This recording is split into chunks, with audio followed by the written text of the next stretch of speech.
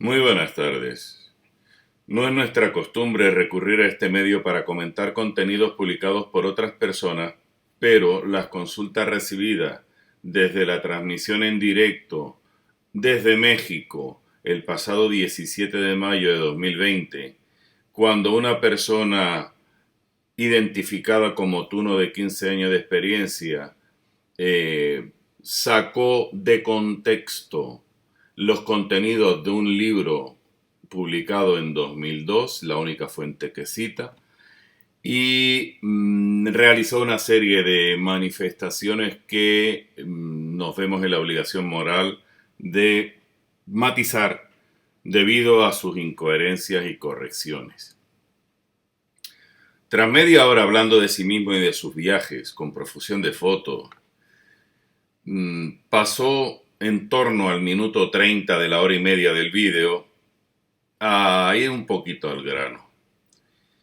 En ese momento del vídeo dijo que la Tuna es una institución de estudiantes universitarios que tocan y cantan y se mantienen con su música.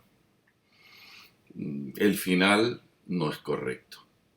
Es cierto que la Tuna es una agrupación de escolares universitarios, pero es falso que se mantengan con su música. La Tuna no tiene como finalidad ser un modo de vida de sus miembros. No lo fue ni lo será. Para eso se estudia la carrera. Poco después, allá por el minuto 30 con 33 segundos, le hace la pregunta a los que estaban viendo esa emisión en directo. Y dice, ¿alguno de ustedes sabe lo que son los murgos? Y comienza la disertación diciendo que la Tuna comienza ya por el siglo XIII. Error. Es cierto que en el siglo XIII se fundaron las primeras universidades españoles que entonces se llamaron estudios generales. Tal es el caso de Salamanca en el 1212, Valladolid en 1292, en el siglo XIII. Luego siguieron muchas más.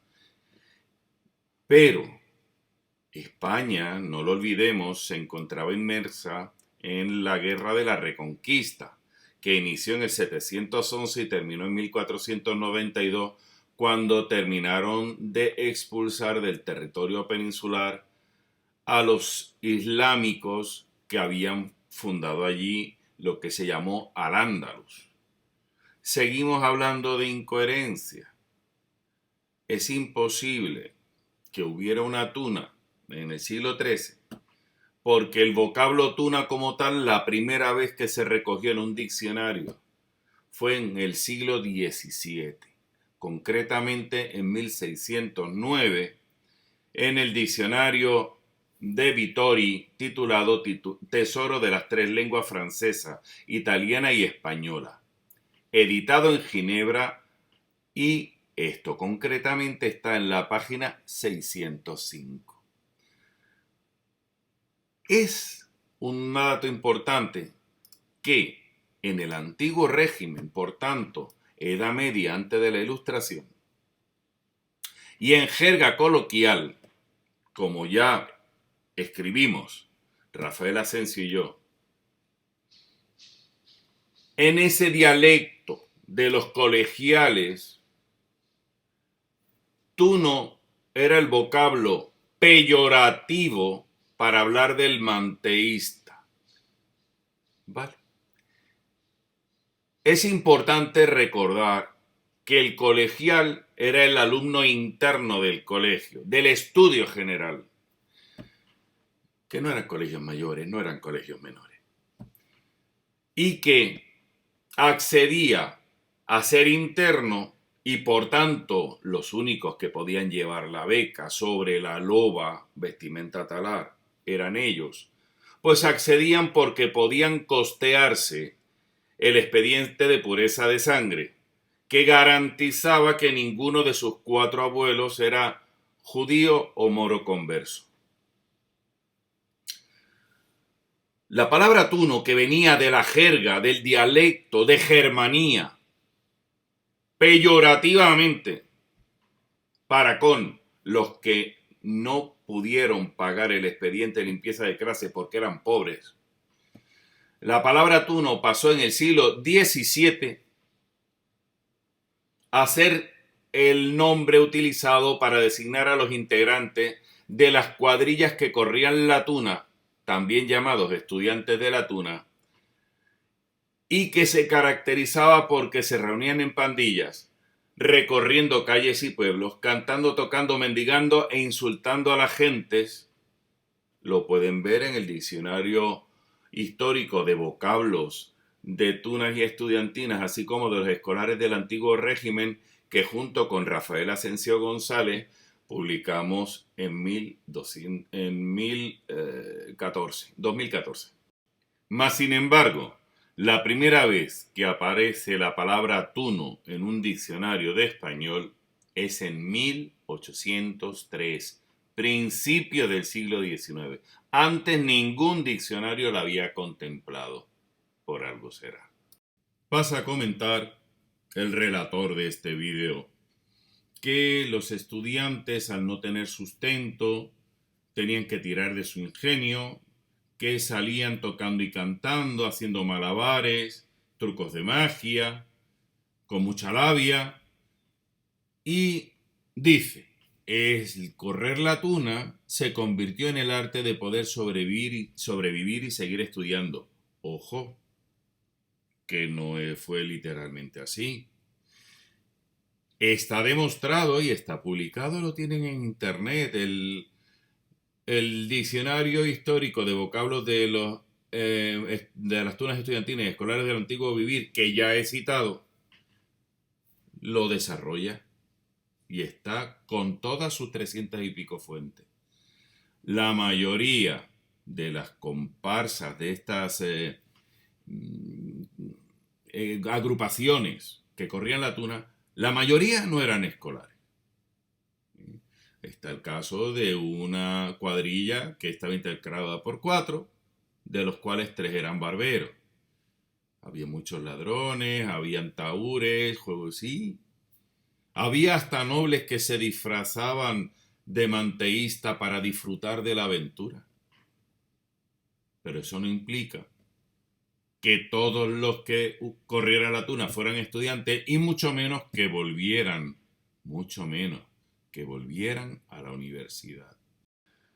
La información más antigua encontrada hasta el momento llega a través de la Universidad de Oviedo, que en 1769, segunda mitad del siglo XVIII, dictó la orden de no salir a horas de vela, no fumar y no ir a la tuna, o sea, a tocar instrumentos por la noche.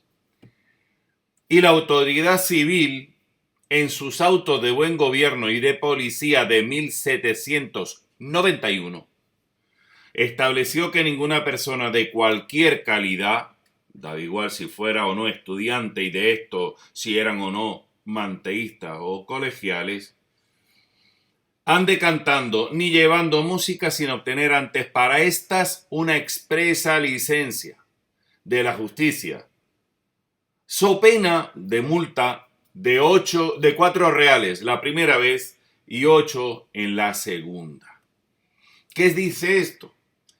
Que si ya la universidad de 1769 prohibía salir en las horas de vela, o sea, en las horas de estudiar a la luz de la vela, no fumar y no ir a la tuna, y luego la autoridad civil, que no la académica, ponía multas si es que para salir no hubiera conseguido permiso, y eran multas altas para los estudiantes. Ello nos hace inferir que en el entorno de mediados o principios, primera mitad del siglo XVIII, ya pudo estar funcionando la costumbre de correr la tuna. No antes, porque si lo hubiera habido antes se hubiera censurado. ¿Que pueda haber algún documento que aflore? Pues puede haberlo, por eso se sigue investigando. pero yo no lo he encontrado y hablo de lo que he encontrado. Por tanto, la costumbre escolar de correr la tuna surge más o menos a mediados del siglo XVIII y dura un siglo. Termina en el entorno de 1845 a 1855, cuando se implementa y se extiende una red ferroviaria por toda la península ibérica española que les hace a los miembros de estas cuadrillas que sea mucho más rápido y seguro subirse a la carrera a un tren que ir con maleantes de todo tipo, muleros, etcétera, el famoso grabado de Bré, que nunca los vio corriendo la tuna, porque ya no existía esa costumbre cuando él pasó por España. Como tampoco vio los sopistas, porque ya estaban extinguidas el reparto generalizado de la sopa de boba, como pronto vamos a ver. En este caso, como en todos, cuando se investiga hay que ponderar mucho la fuente. Lamentablemente sobre la tuna y sus orígenes escasean las fuentes primarias. ¿Qué son las fuentes primarias? Aquellas escritas en el momento en que acontece el relato del texto que se describe.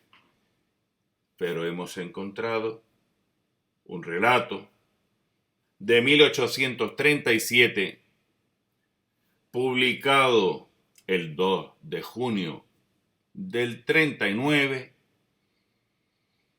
que habla de una cuadrilla de 3 escolares pobres que hicieron una excursión estudiantina, que era otra manera de llamar a la costumbre de correr la tuna, o salir de estudiantina, otra manera más de llamarla. Pues en aquel entonces, 1837, salieron de Salamanca, según este texto,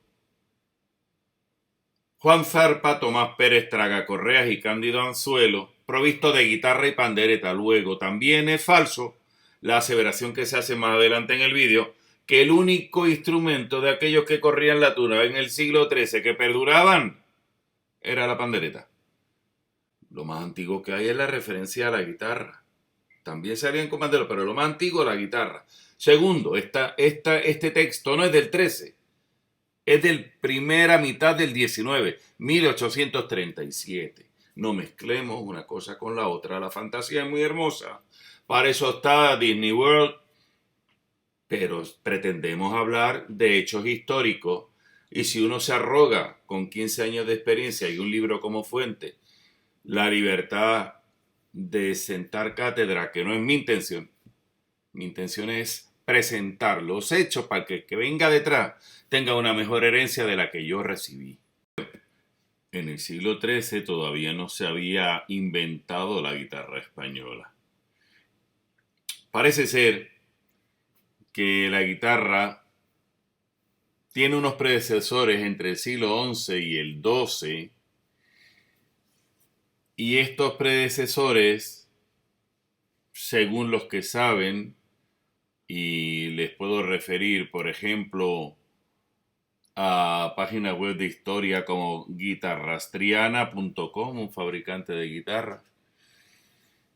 Parece ser que tuvo su primera versión en el siglo XIV, que se añadió la quinta cuerda en el siglo XVI y que no fue hasta el siglo XVIII que se llega a la guitarra clásica.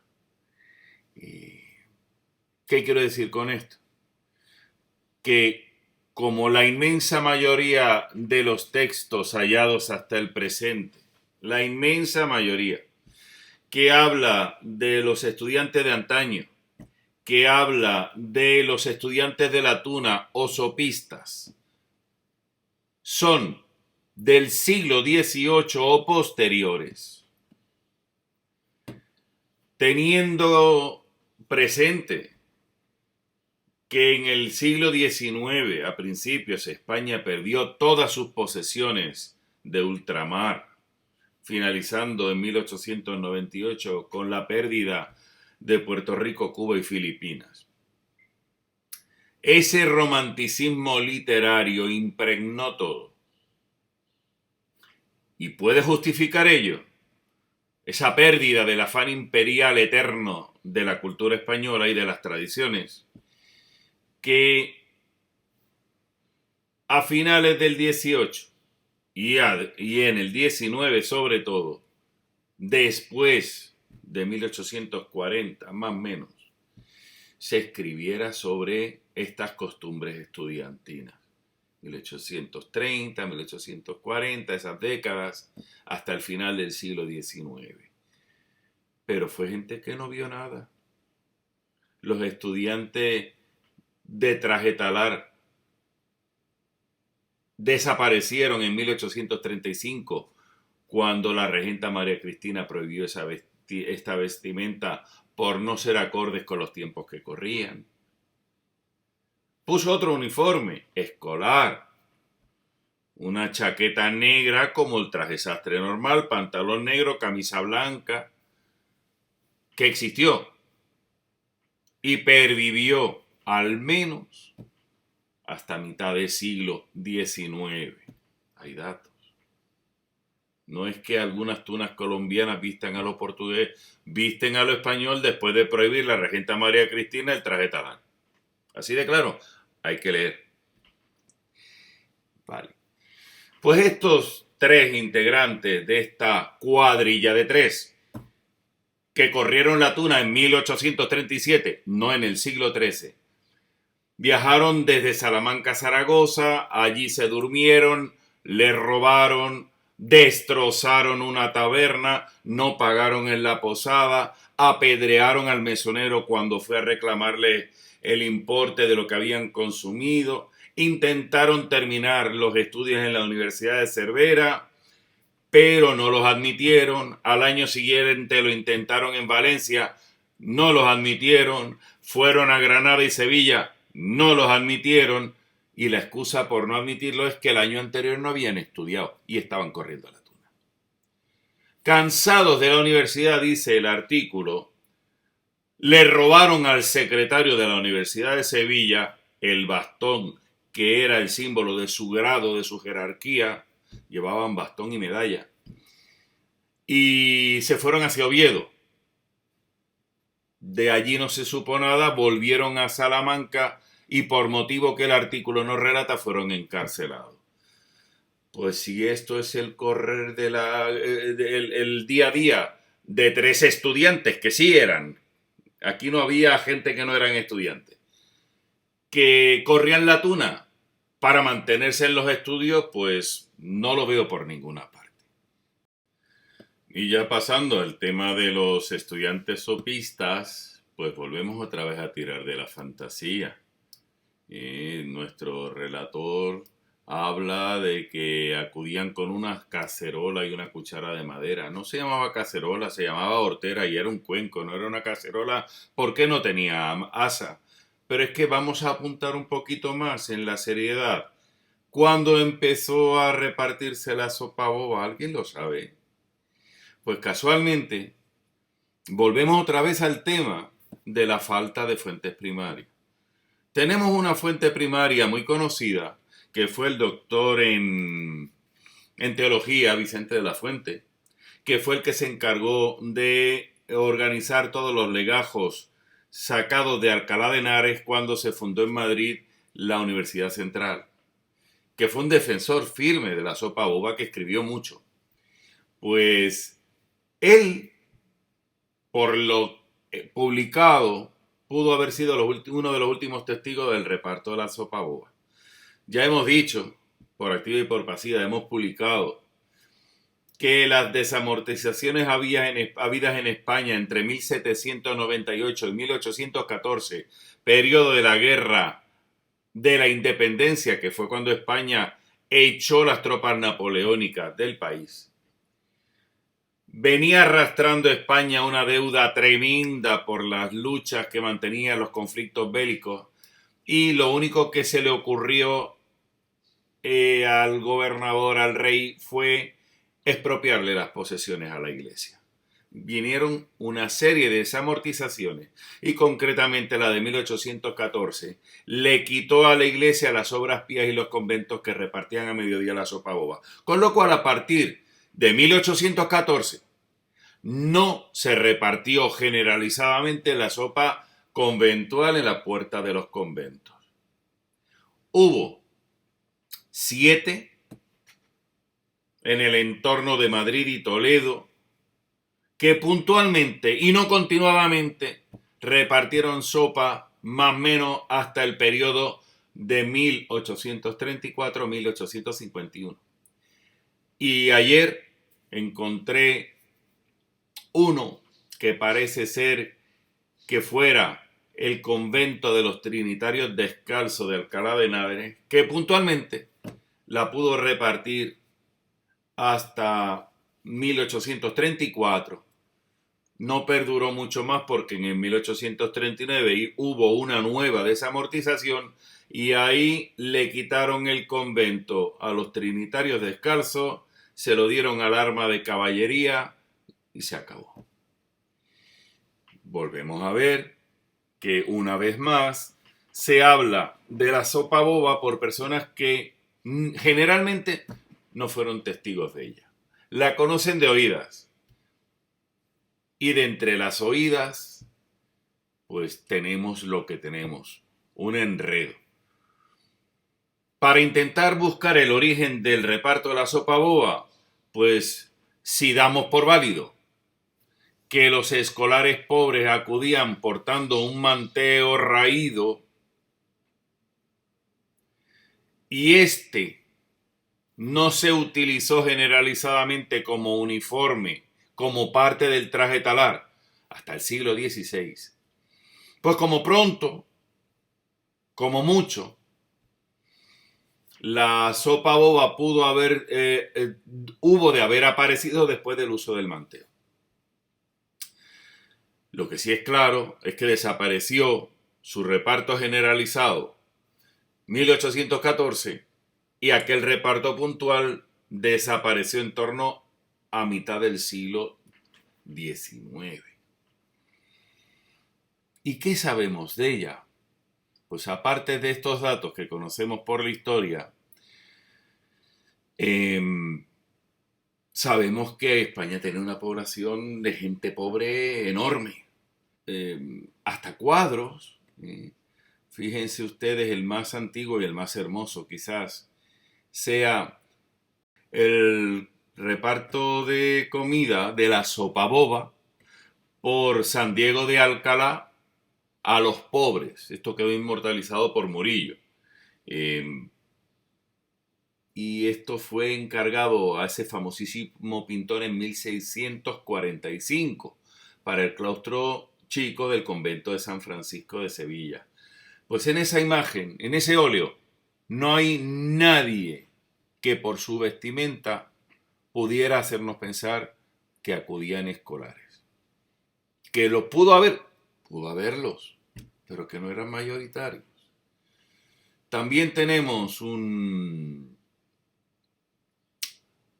dibujo de un pliego de cordel, parece que publicado en el entorno de 1803, en el que acude gente al reparto de la sopa boba con unos sombreros de ala ancha y chatos por arriba parecidos al sombrero cordobés que nada recuerdan ni al bonete ni al bicornio. ¿Pudieran ser escolares? Pudieran. Pero volvemos otra vez que es una publicación del siglo XIX. Todo lo demás nos hace pensar que la inmensa mayoría de las personas beneficiadas por el reparto del bodrio conventual eran la clase más pobre y que con ello tiraban todo el día. Nos sorprende el relator casi en el minuto 34 diciendo que esa sopa boba la regalaban en los conventos de las monjas. Insiste más adelante que eran monjas. Yo no he encontrado ni un solo texto que hable de monjas. De monjes, sí, varones. Legos, residentes de los conventos que estaban en formación para poder o no ser sacerdotes. Pero monjas, no lo he encontrado en ninguna parte. Me gustaría que aportara la fuente. Y luego habla, a partir del minuto 35, de los colegios mayores. Vamos a ver, los colegios mayores, la fundación fue allá por 1940-42.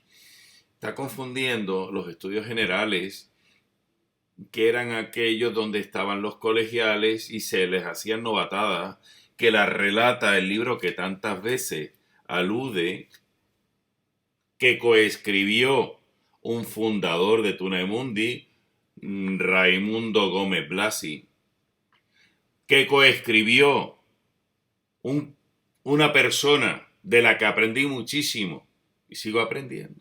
Lo que pasa es que hasta ahora está en otras lides.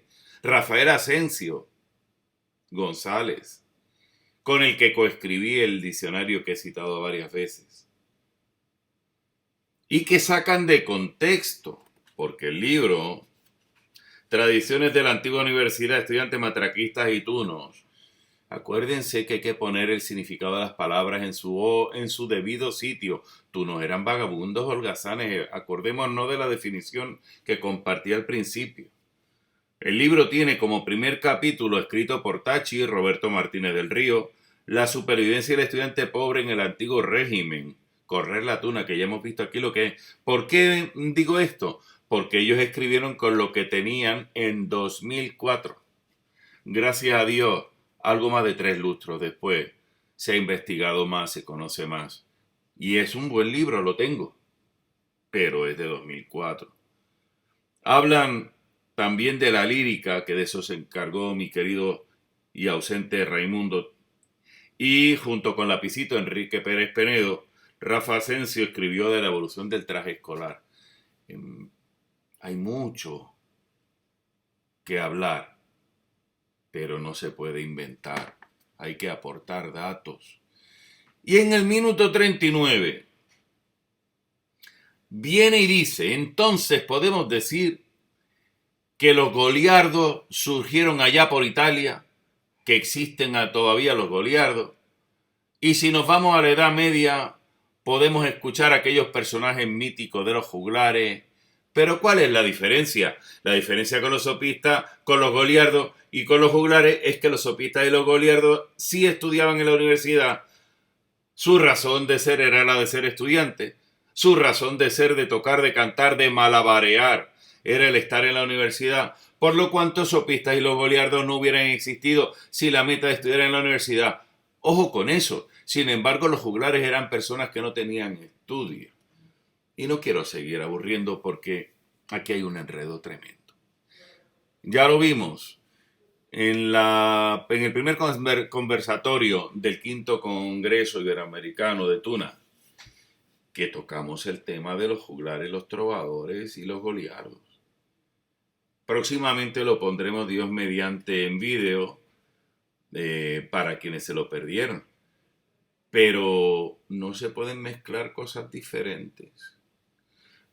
Los juglares, gente llana del sur de Francia, tenían como lengua el provenzal. Los trovadores que surgieron después también, al parecer en el siglo XI, antes de que hubieran universidades en España, en el norte de Francia.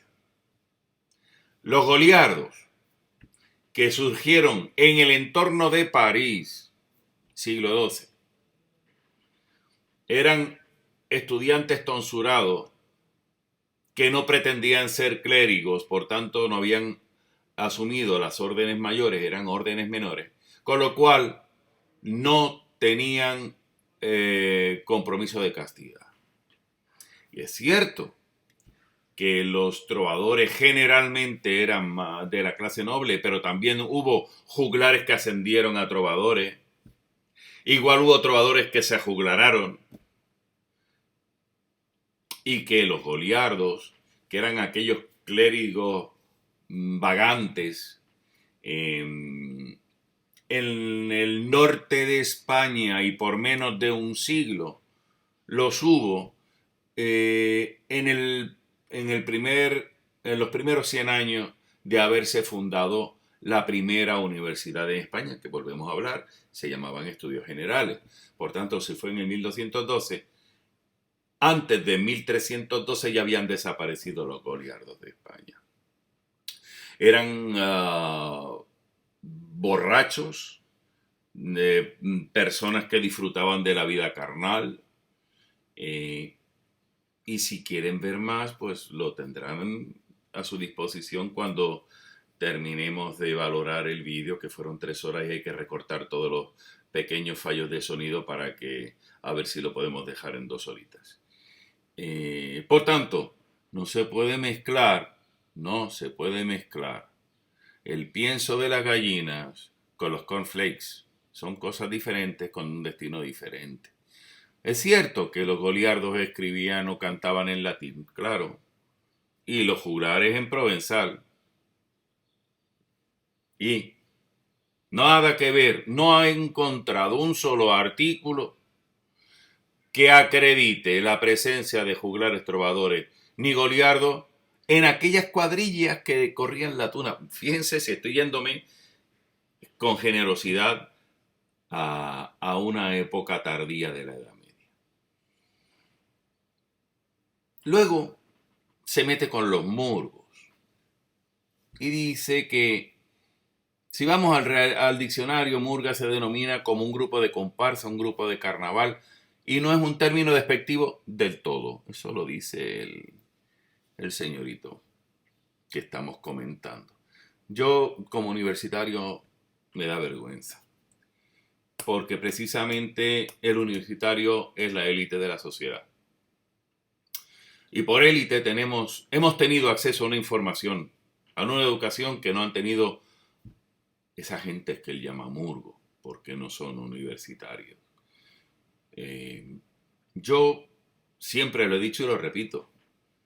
Creo que la tuna tiene bastante con mantener su identidad universitaria como para perder el tiempo hablando, y mucho menos despectivamente, de agrupaciones que nada tienen que ver con la tuna, aunque algunas nos imiten, no solamente en la vestimenta y en el repertorio, hasta se inventan becas. Yo ya lo he dicho 1000 veces, la tuna es universitaria y hay que asimilarlo, pero no tiene 800 años, tiene los que tiene, y de eso pronto verán un libro nuevo que va a editar Dios mediante una universidad, que en estos momentos ya lo tiene la rectora, para que lo pase por el equipo editorial.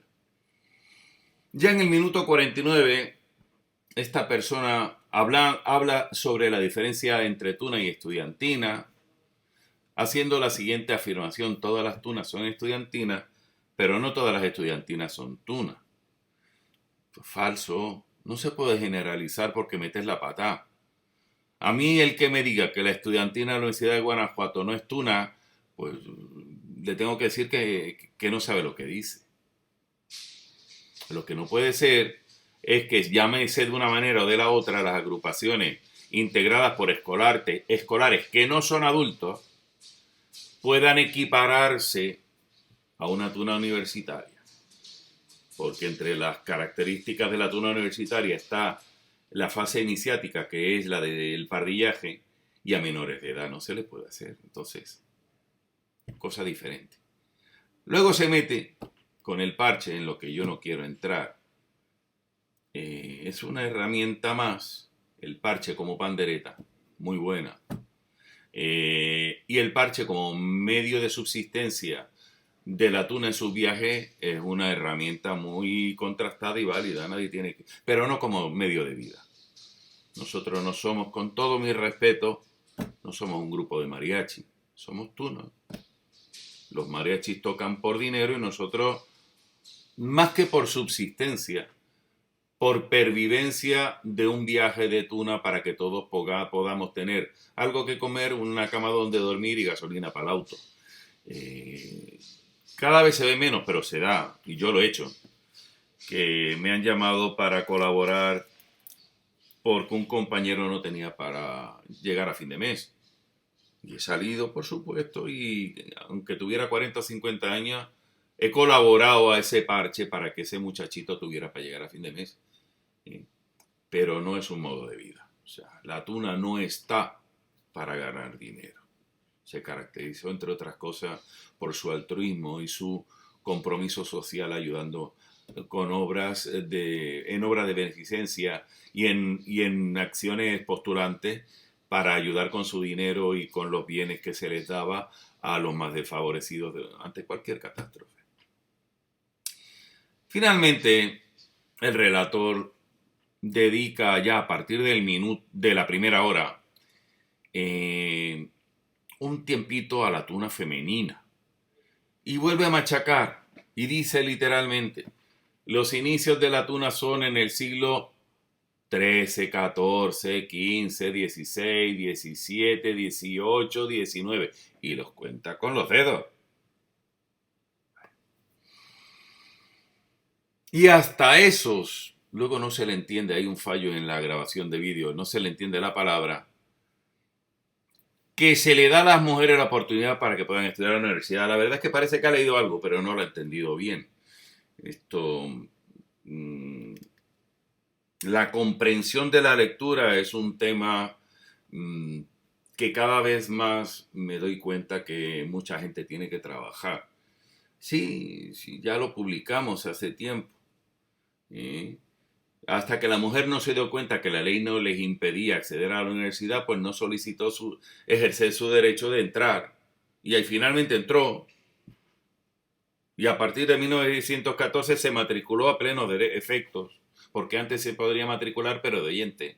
O se podía matricular siempre y cuando todos los profesores le firmaran que se comprometían a que ella no generara escándalo en las aulas.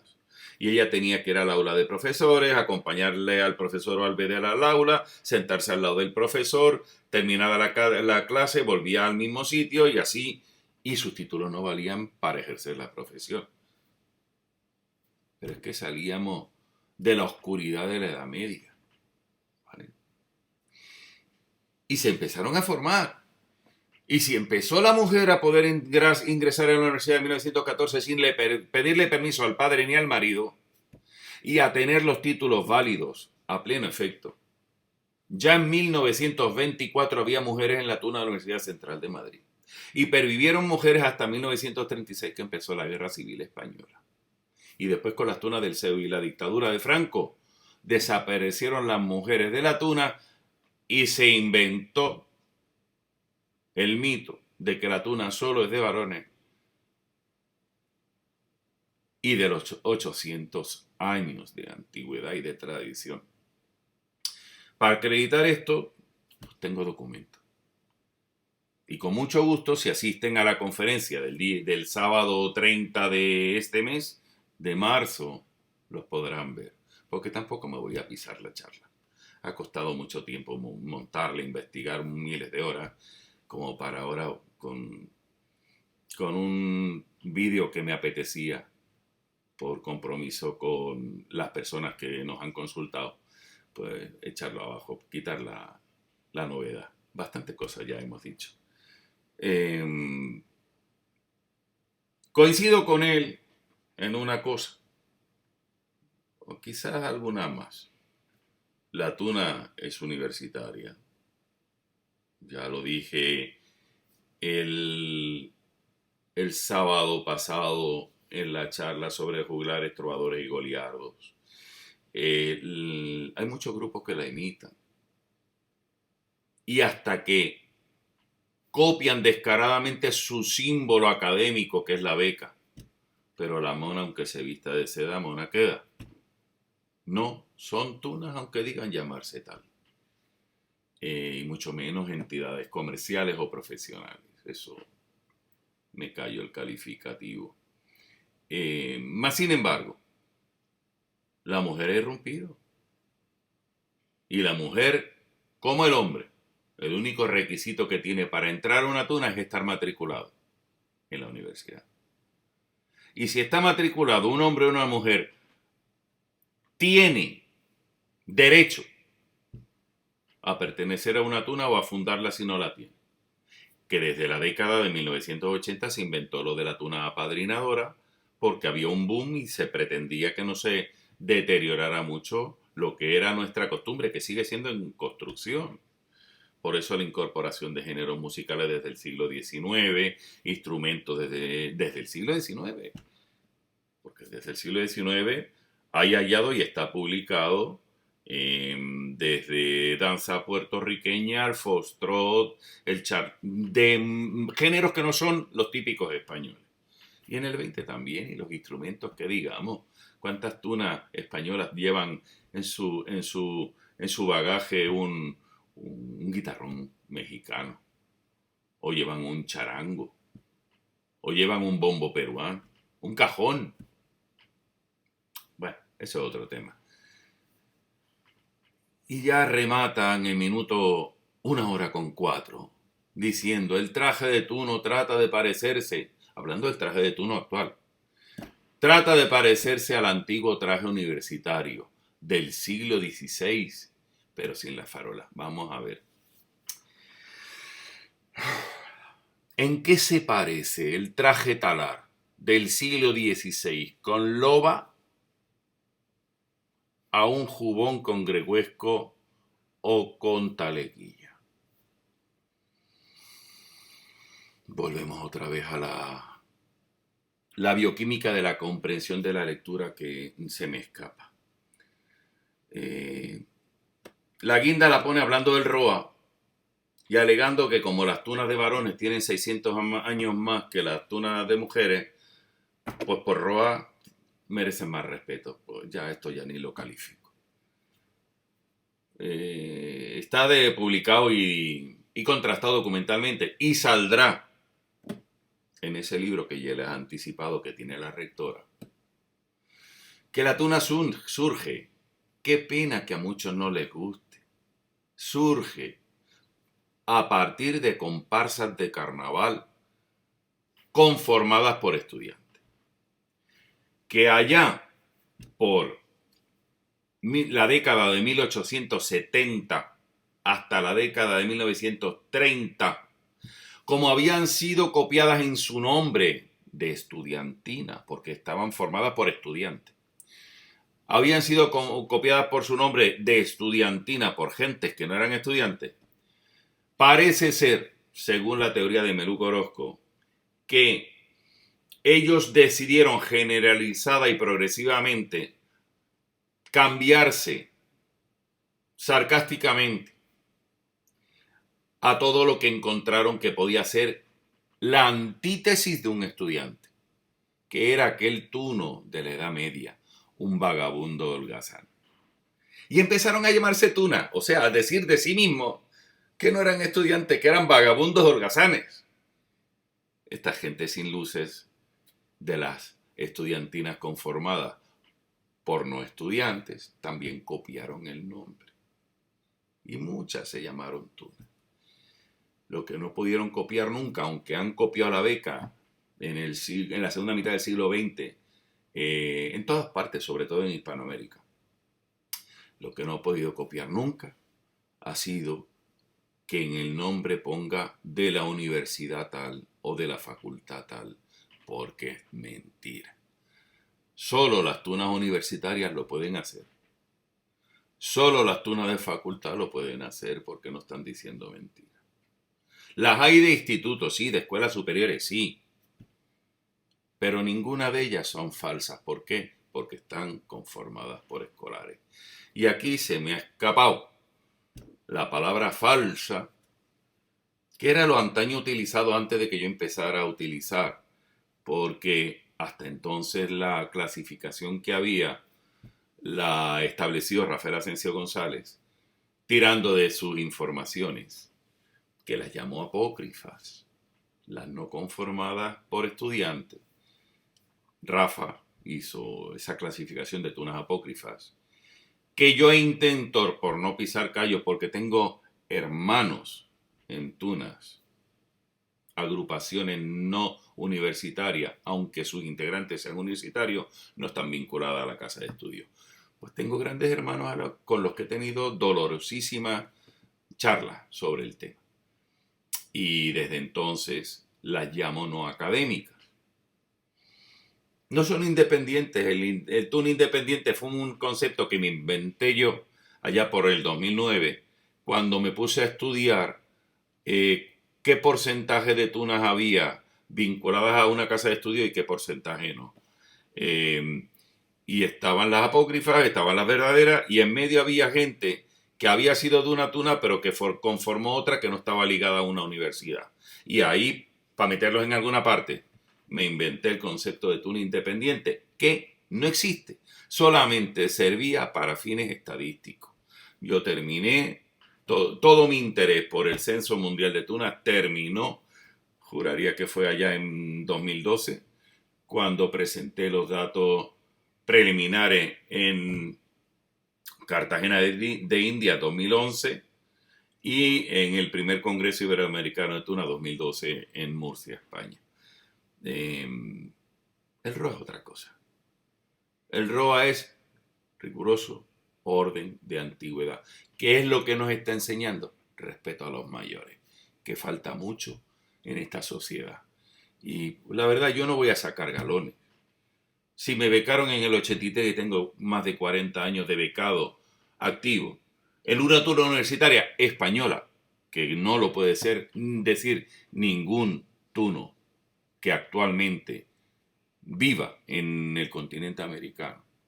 No es un farol, es una desgracia, me tocó. Me hubiera gustado estar en Puerto Rico, que fue donde nací. Esas vivencias no sirven de nada para callar un diálogo que carezca de soporte documental. Cuando quieran, me contactan. Con mucho gusto hacemos un conversatorio online, sin tema ni preguntas prefijadas sobre lo que se quiera, con el riguroso orden para evitar las faltas de respeto, pero también con la imprescindible presentación de las fuentes documentales. Porque si no volvemos a lo de antes, que eran catedráticos de barra de bar. Y yo la barra de los bares la dejo para otro momento.